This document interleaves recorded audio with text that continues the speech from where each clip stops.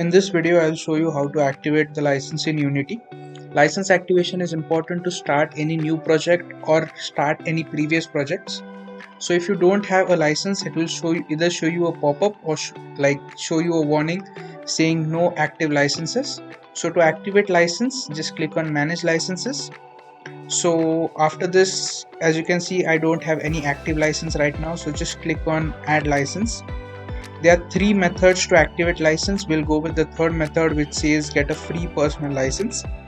Free personal license is a license with a duration of 1 year. It is suitable for small organizations such as TechNet and students. So just read the terms and conditions and agree and get the personal license.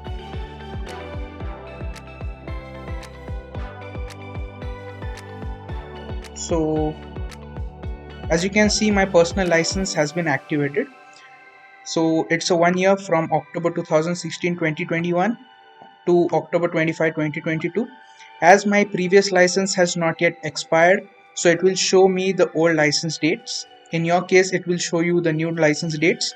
This license is for 1 year, and after 1 year you have to reactivate your license. So in this way you activate license in Unity.